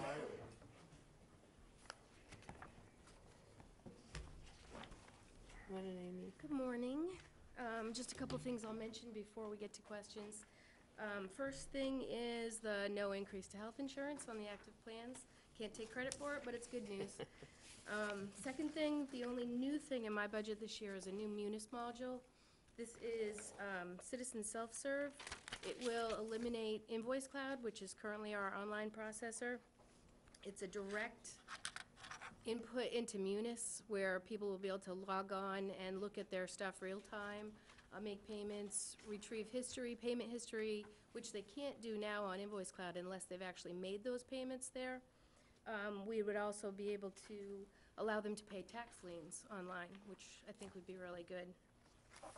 And the other thing is, a year ago or so, we engaged with a new attorney for our tax lien. To date, fiscal year to date, we've collected almost just about $458,000, which is 62% more than we did last year, same time period. So, That's so great. that is definitely working. So. Excellent. Yep. Questions from the board? Larry? None, thank you. Ed? No, that's Don? fine. Michael? No, thank you, Amy. Dana? Let's go down that road. Yeah, wake Mark up. Oh, thank you. Amy, hi. Yes. How are you? You know what I'm gonna ask, right? I do, I think. How many properties in tax lien? What is our outstanding property debt? Right now, the debt for tax lien is just over 2.5 million. We have 277 properties. That might seem like it hasn't gone down much in the past year, but I just added 31 new ones for FY17. So 38 of those 277 are owners unknown. Right now, the attorney that is working with us has 34 cases, 12 of which we've filed petitions to foreclose on. So. And of that 2.5, is that just the principal, the tax? That's just principal, What, right. what's the interest attached to The that? interest is probably another 3. 3, okay. So it's roughly $5.5 million of uncollected tax. And this may be more of a question for the selectmen. Is there any plan to publicize that list like we've done in the past of outstanding tax liens or tax debt at all? Because this number here is a very high number to me. I think we're the highest community on the Cape. I think we've had discussions in the past on that subject matter. Michael, do you want to comment? Yeah, I mean, I think it's important to note that the interest is a real number, but the interest isn't a real number if you consider the amount of owner-unknown properties. The Judah Eldridge property, what was the interest forgiveness on just that one It's property? gonna be, well, I think it was $430,000 is the back taxes owed. It was $369 was the value that was assigned to it. So what I would like to see is, I would like to see us back out the owner-unknown properties, which we have no chance on collecting on until we figure out who owns them, and then come up with a real number so that we can have a conversation about a real number. As far as posting the tax lien list, Chris, I don't think that that hasn't been discussed. Yeah, so. I think part of the reason why it hasn't been discussed is it would be nice to think that we had a clean list and we know who owns what. The reality is, we don't. So, publishing the list and having it out there and saying people owe us when the ownership is in question or in doubt is not really straightforward. So I think we can go back and relook and see, what is realistically that we're able to pursue and go after, And I think those ones have been assigned to Attorney Bloom, who's the A lot of attorney that's it, been yeah. brought in. And those ones that we know the ownership is cleaner, if you would, we're having her work on those specific ones. So it's more the ownership question that leads to the frustration in this, and not necessarily, I mean, we can collect taxes, but we need to know who we're gonna assess them against. And that's not an easy answer. Michael? Well, and I think it's important to note that we've made significant headway since this blew up a year ago, and I think to John's question, we want to continue to make significant headway. But I would like to break this list apart so that we don't keep saying that we're owed 5.5 million and expect that that's what we're gonna collect when we're not gonna collect that. But we It's do better- collect the interest though eventually, right? Not if Or- Not if it's on owner us, unknown. no, No. right. Necessarily. Yeah, what happens to those properties? Well, once the owner becomes known, they start paying from that portion, from that point forward. So anyone that's holding deeds right now and know they own it, but haven't come forward, until they decide to do something with that property, they don't pay taxes on it. And they won't pay back taxes on it, correct? Other than from when we start billing them. Right. 1 year? Is Right. it 1 year? Yeah, I mean, just as an example, we had one last year where a lady was, destitute, had no ability to pay. The property value was probably $5,000. She owed us $25,000. And we actually put that in as a land in lieu of foreclosure. Right. So she gave us that property because it was on a lake.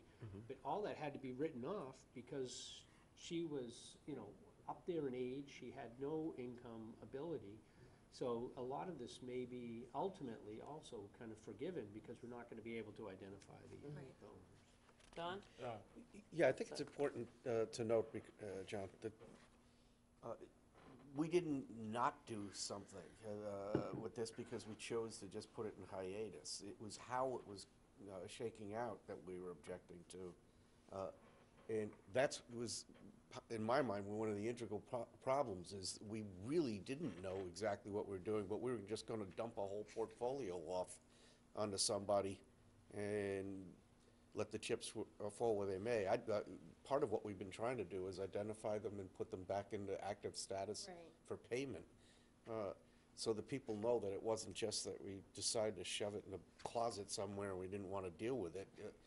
It was trying to develop a more accurate understanding of what was owed, trying to get some of it back onto active payments, and then delineating the owner's unknown, and coming out at the end with people we really wanted to go after because we knew that that's exactly who owned them. Ed? We weren't at that point 2 years ago. I think, correct me if I'm wrong, that the last time we did publish a list, tax receipts went up. Is that correct statement? A few, yeah, a few. They do get published, like the 17s, the fiscal year 17s that just went into tax lien, those do get advertised. They get advertised before they're liened. So each year, there are a certain number of parcels that do. But when you advertise, I mean, I probably advertised 28 and still recorded 23 new ones. The balance of those 8 are a parcel that was subdivided, so that accounts for the other 8 additional. Because you can, Well, maybe this is one of these discussions for a later time with our boards and stuff, because if you just take the raw numbers of 2.5, taxes aren't being paid. Someone's paying that. That means other taxpayers are picking up the burden for those delinquent taxpayers. And that's Yeah. what I'm asking about and Ed. concerned Yeah, about. well, and also, some of these liens are on properties that people are living in that have basically no ability right, pay there their are a taxes. couple of those cases. And we work with the Board of Assessors to try and get them to take part of the deferment programs. Right. But for some people, dealing with all that is just beyond their Yeah, and capacity. And by publishing it and making them out in the front, you open them up to every predatory financial shark out there. Yeah. And I just don't feel, as a community, we should be doing that. And by the time it gets to this process, it's too late for them to apply for those deferrals and abatements too, so. Michael? Just, yeah, in closing, I agree it's important, but I think we have made significant headway, and I think the new process that we're following with the new attorney And then to point out, we also make 16% on the ones that can pay, that decide not to pay. Yeah. We're collecting 16% interest, which Yeah. is a better investment than anything else we have right now. I realize that. So, Okay, it's just a number, I just was wondering clarification for, again, the taxpayers.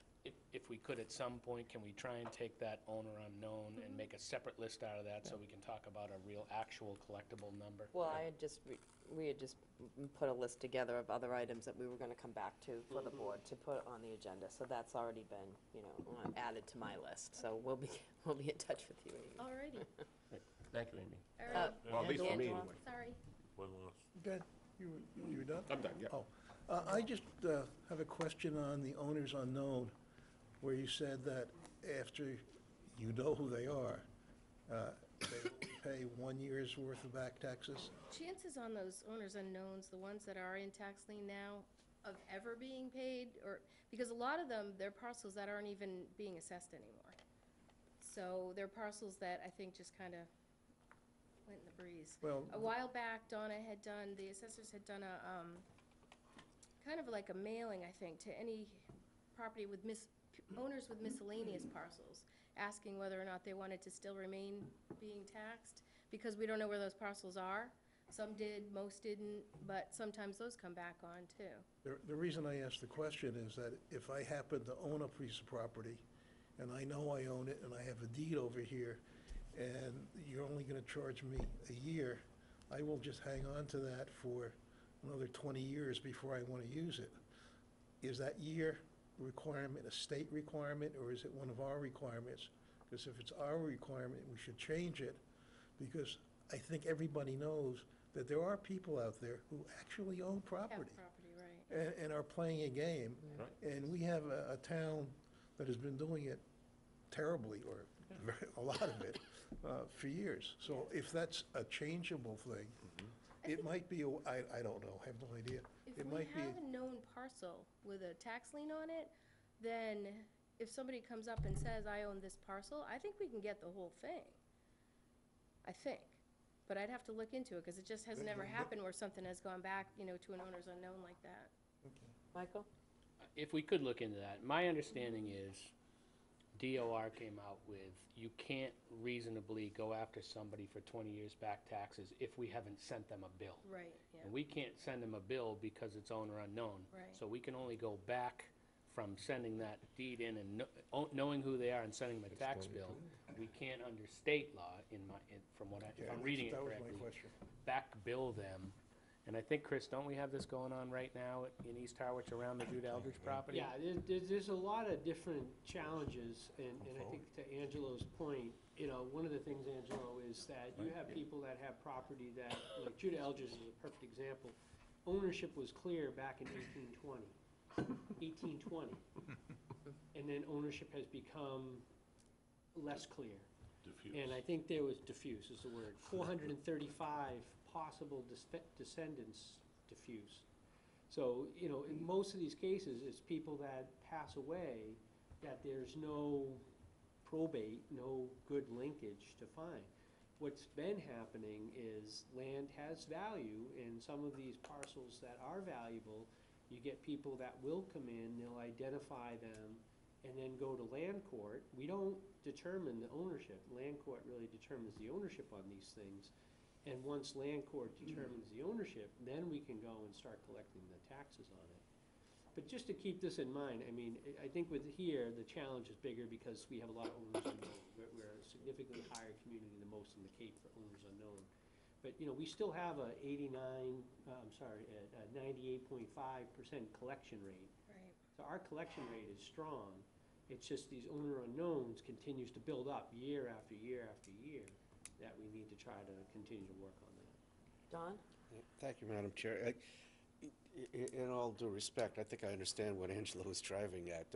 It's not about diffuse ownership going through generations. It's about somebody is unknown to us, but happens to know that he owns a property somewhere, and then all of a sudden wakes up one morning and goes, I own that thing. I'm going to the planning board next week. Maybe I can go and pay up for the year. Those people have all along owned the property, and they all along have known they own the property, and it's not generational It's just that they won't own up to owning it. There are people out That's the there. case in some cases, absolutely. And that's the only case that Yeah, I was figured that able that's to- what you. I wanted to encourage them to. Yeah, I guess the admit trigger they point own would it. be for us to We figure. encourage that, Angela. Well, the trigger point would be for us when they roll into the planning board, for us to have a policy of some sort. If this wasn't something that they cleared as a land court title, but they'd been sitting on it and just all of a sudden decided to come out and say, I own it because they wanted to actually do a subdivision or something, we might want to have a policy to address that. Ed? But, some of these parcels that people know that they own are not as clear cut as saying, I'm gonna not declare it until I want to develop it.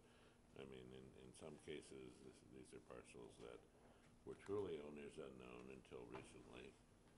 And somebody who's in the business of finding these parcels has come forward and identified it and are dealing with, in some cases, diffuse members of families who won't agree to make a deal. I'm not talking about that, But and they remain owners unknown. I understand. But I'm not talking about that. I'm not talking about that. One Does that have to do with the budget now? Where I'm. Well, I mean, the only other comment on that too, though, is when you mention the planning board, the planning board is not in any way responsible when a site plan comes to the planning board and it's stamped by an engineer and it claims that these people own this other land back there. The planning board doesn't make any definitive comment on that, and it's not part of their job. So, Michael, you had another? Dana, I would say it directly impacts the budget, but We can have. more important, it's, I think, and what we need clarification is, and not talking about Judah Eldridge or Generation, it's people that know they own it. I believe that we can't, under state law, go back beyond a year because their argument has been made that, how could I have paid it? I didn't know I owed it.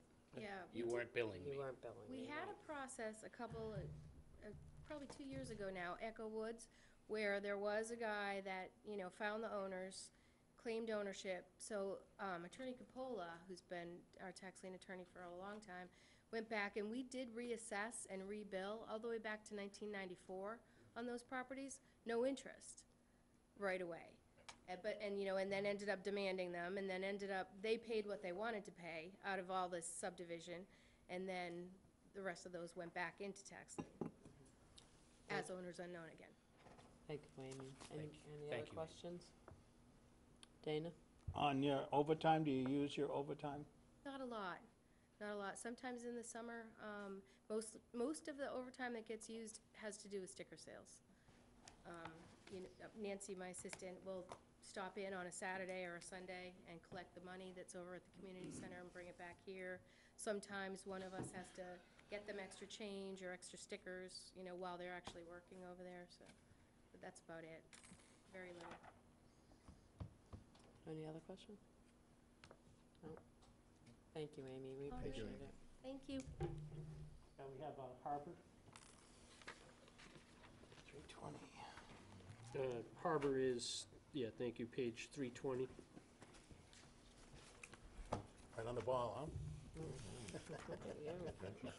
Good morning, everybody. I'm Bill Neeser. I'm the Deputy Harbor Master, and John's out on vacation, so he's asked that me and our Waterways Specialist, Michelle Morris, represent us today.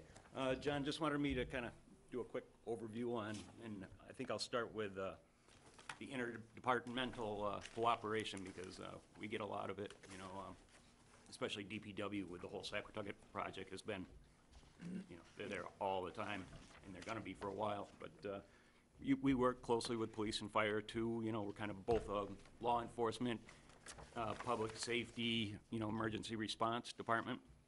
So appreciate all that. We, do a lot of planning together on how we do respond to different things. On top of that, we have obviously Saquatucket Marina with 202 slips, combination of recreational, commercial, charter boats, passenger boats, we have the ferry. That's a lot to deal with, and Michelle does an excellent job I couldn't, I can't imagine doing it, but, you know, on top of that, we manage over 600 moorings, 125 commercial permits. You know, we have both Nantucket Sound, we have Herring River, we have Allen Harbor, Witchmere, Saquatucket. We have the dredging, obviously, yearly is a issue that takes a lot of time. And we do all this with a department of 4 full-time people and 3 seasonal people. And, you know, we're not asking for any staff increases this year. Also work with the Coast Guard. We work closely with the other harbor master departments. Like I said, basically, if something happens on the water, it's me and John, so we have a good relationship with Chatham. They know how to run our boats, we know how to run theirs. We always make sure between the 2 departments that, you know, if somebody's out of town, we got things covered, so. That's pretty much the overview. And now I'll give it to Michelle for any financial questions, 'cause that's her department. Thank you very much. Do you want to just go? Do you want to do an overview? or- Just a little. Sure. Good morning, my name is Michelle Morris, I'm the Waterways Specialist at the Harbor, and all the interdepartment thanks that went out, I would like to thank the Finance Department, because for me, it was a big year this year with all the projects, so they've been very helpful with that. John gave me a few pages summary to go over. I think you may have them. You know, I can try to answer the best I can any questions that you have with increases, decreases to the Thank you, budget. Michelle. Thank you. The only comment, just to kind of add a little bit, they did have kind of a few things going, so their personnel costs were up. That's in regards to John was one of the positions that was regraded. And then secondly, he's trying to bring a new building online, so there is some guesstimation in trying to figure out the utilities related to the new building. And then really one of the largest ones you'll see in there is the dredging. We've been trying to bring the dredging number up to an adequate amount, so that way John has that. It's ongoing every year, there's always a need for dredging. So probably about 4 or 5 years ago, when I first started, I know we were paying for that out of free cash. We've now moved it over to his budget. This year, we were able to go up to the full 150. One of the things that we have done is we actually increased the revenue on the revenue side, because John does sell sand, and we've been able to take that sale of sand to also increase that and put that into basically into the budget. So the costs and the revenues related to it have a relationship. I don't remember how much the sand, 75. So 75,000 out of the 150 is part of the sale of sand revenue too. So that is not artificially, that is higher than normal, but we have created a funding source to offset that. That's not a taxpayer funding source. Thank you, Chris. Any questions from the board? Larry? None, thank you very much. Ed? Just a comment, I understand the wholesale of sand process, but it seems like we're selling something that's very ephemeral. We can sell it, put it on your beach, and it could be gone next week. It's the ultimate resale. Don? Nothing? Michael?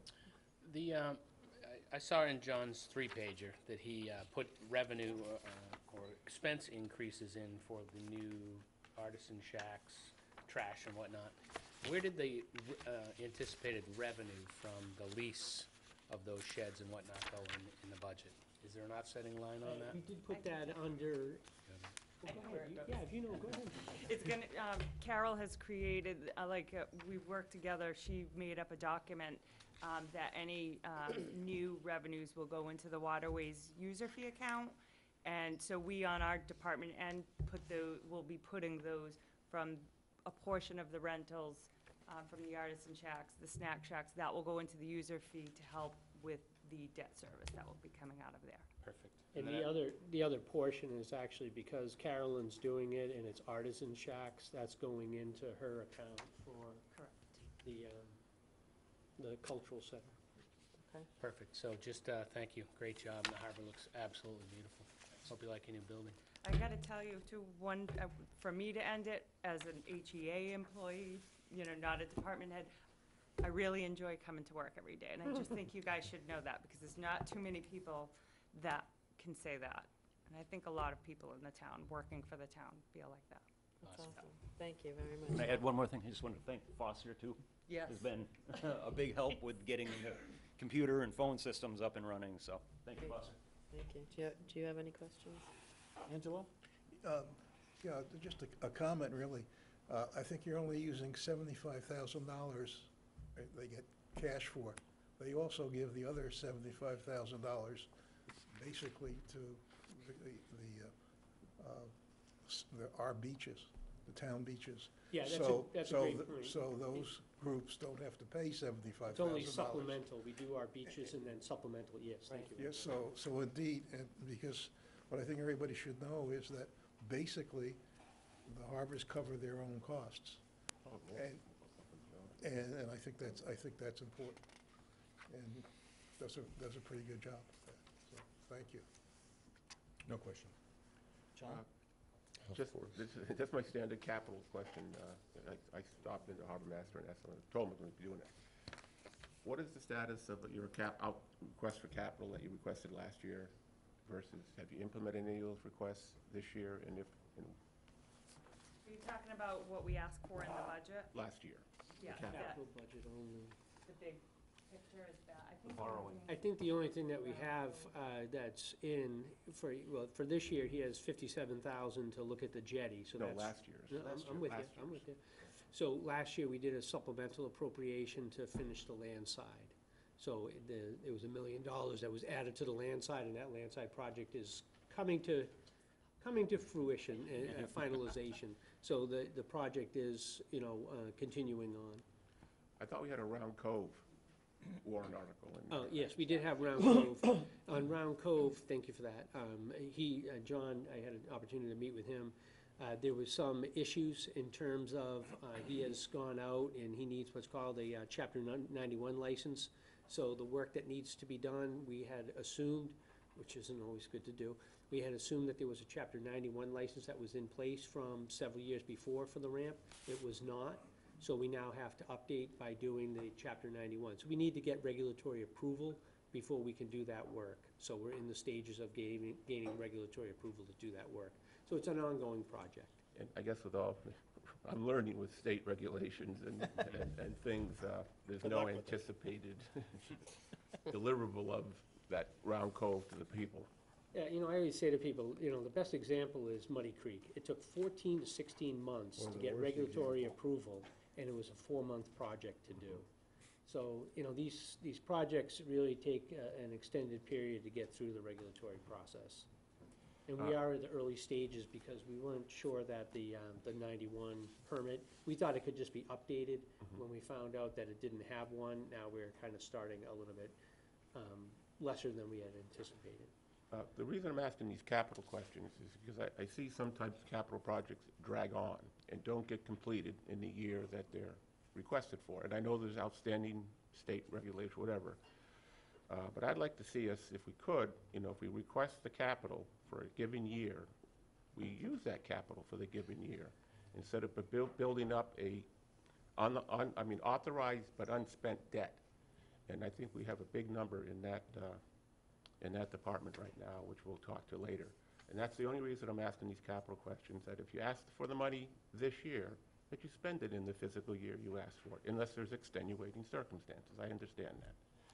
Right, I just, and Carol certainly can speak to this as well. But Yeah. she, at the end of each fiscal year, will send around to folks that are responsible for the various projects, what is the status of your project?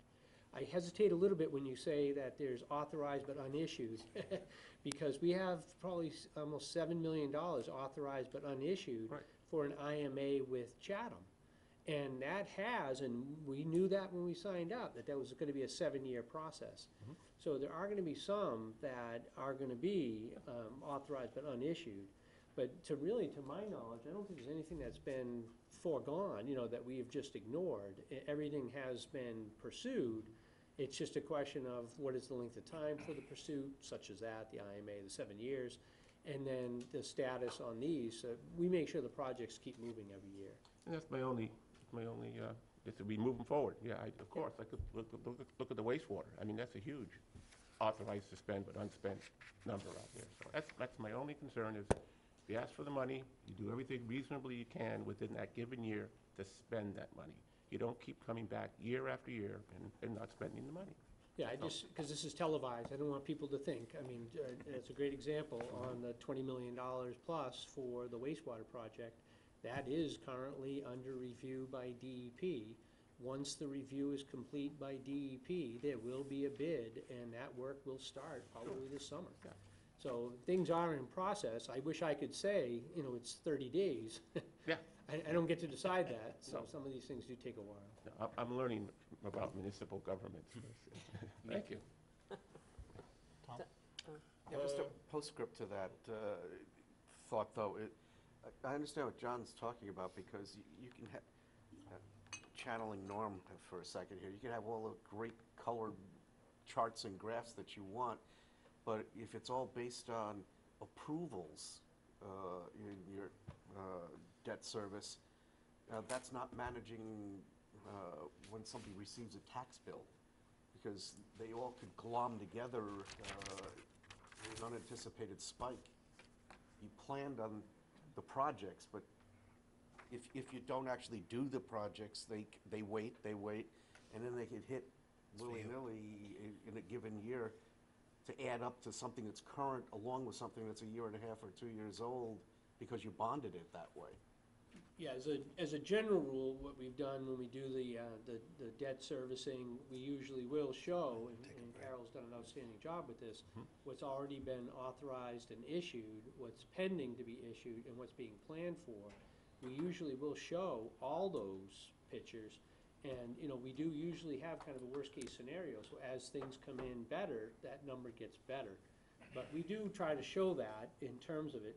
Sometimes time does get delayed. The harbor project is a good example, because the Army Corps engineer, we missed a season because they wanted to make sure we went through certain things. So, there's the town actively pursues these in a timely fashion, but from a regulatory standpoint, it sometimes takes a little longer than we anticipated. Yeah, and it's not the how much, it's the when. Right. We try to plan as much as we can. I'm not saying we're trying to hide it, I'm just saying that it doesn't matter to a taxpayer, though, if all of a sudden they get a bill and it's like up here because that's a spike year. Yes. Any other questions? Yeah, how we do with the snack shack? So in the snack shack, I'll You take We're getting takeout for lunch from there. We did have, the RFP was actually due in last Thursday. We had actually a lot of interest, about 4 or 5 people that had expressed an interest. We did get one bid. So we have one proposal that came in. Under the rules of request for proposals, we have to form an evaluation team, which actually Bob and I will talk about that Monday morning, and get a review done of that proposal. At least the initial review that I did looked like it's a viable vendor, so we should have a viable vendor, and then that comes back to the Board of Selectmen for the bid award. So we're on top of it. Hopefully we'll have that issued by the end of March. Thank you. Anything else? I'm all set. So I'm all set, and I just want to say thank you for all your hard work, and I know that you've been in an environment of construction, constant construction for the last, year and a half, 2 years, and we also want to say thanks for your comments about interdepartmental acknowledgements. I think that's great. It's great feedback for people to hear, and also all the hard work John has put into the harbor and getting us the $2 million in grants. I mean, all of these things are just great investments in our infrastructure, and thanks for being a part of that. Thank you. Thanks. We have a 5-minute break, Yes. Madam Chair. Scheduled. 5 minutes? Do we take numbers? Cold water on my face.